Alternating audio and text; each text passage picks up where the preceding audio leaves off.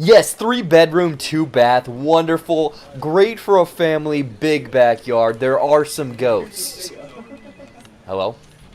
Hello?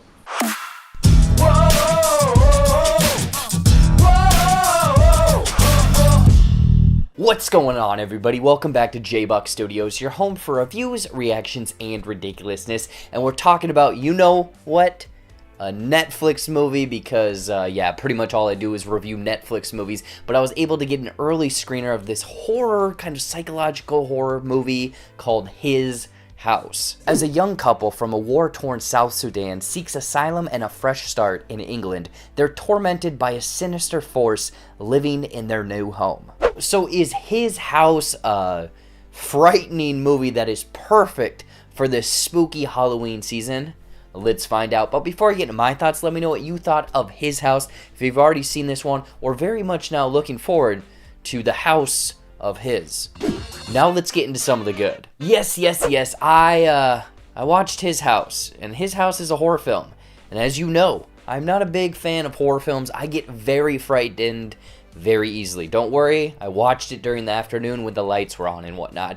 And I will get into the frightening parts of this movie that I thought worked almost better than they should have, because literally I was terrified. But the story in His House, I think, is the strongest part of this film because it has layers. There is a lot going on, and there's a lot of similarities, a lot of metaphors, a lot of things that you can really attribute the frights in this movie to. Essentially, it's two people that are refugees escaping a war-torn Sudan. So you can see these real-life parallels of escaping persecution, discrimination, the fear of something following you, and also there's PTSD of dealing with what had happened to you, the trauma that you have really lived through, and then also the loss, the grief of certain characters. But then after you're away from all of that, the fear of blending in, the fear of refugees in this new place with immigration and how people are really going to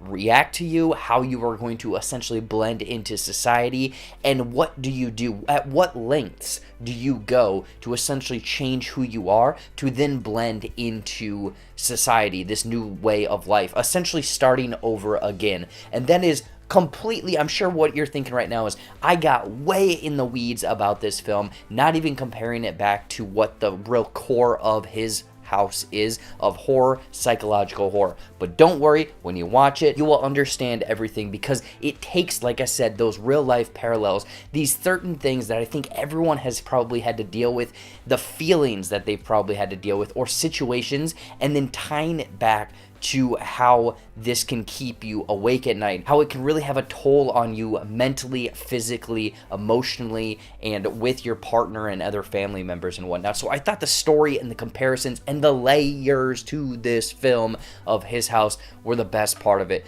But the fright factor, the terrifying parts, like I said, I'm not a big fan of horror films. This movie scared the bejesus out of me. I was watching it, and there are some legitimately terrifying jump scares, other scares, things that you don't think are coming at all, and it kind of hits you like that, where you're like, holy jabeep, whoa, I did not expect that to happen. So this definitely has that fright factor, but also the way that they craft those frights, from either makeup, effects, and the way that they really kind of, you know, almost used timing and the score, I thought was superb. Again, I don't like being scared, but I thought that this was perfect, because if a movie has me yelling to myself in the daytime, at home, on the comfort of my couch, it did a wonderful job. But rounding out the positives for myself, I mean, the fright factor and the story and the layers was the performances from our two main leads. Of Wunmi Mosaku, who is Ruby from Lovecraft Country, and then also Sope Dirisu, hopefully I am pronouncing these two names correctly,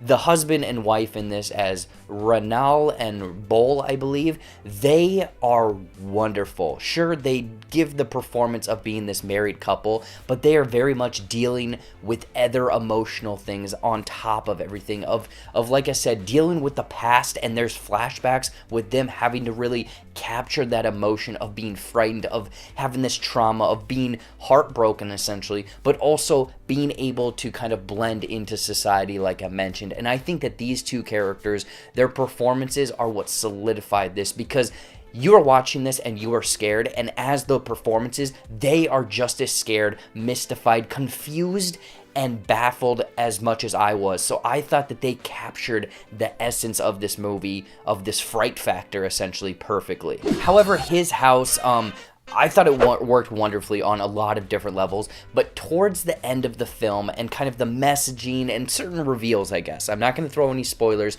it does get a bit heady, I guess. Like I said, there's a lot of metaphors, there's a lot of layers, there's a lot of comparisons to certain things that they're trying to go for, and I will say that I got them. I got them after thinking about it and everything for a little bit, but I think that some people, if you're going in for kind of a generic turn your brain off type horror film, it's not going to be for you, because there's definitely, like I said, something over here is happening, but it's tying back to something that the characters have had to deal with in their past. And I think that, again, the layers, it worked, but it might be a little too heady for some people. Overall, His House is this terrifying look at real life trauma and PTSD, with it featuring these almost wonderful layers of crafted story, performances that I think cater to that, but the fright factor and makeup, everything, like this scared the bejesus out of me, but with it maybe getting a little bit too heady and with some of its messages or towards the end, I would highly recommend checking out His House. Again, I'm not a big fan of horror films,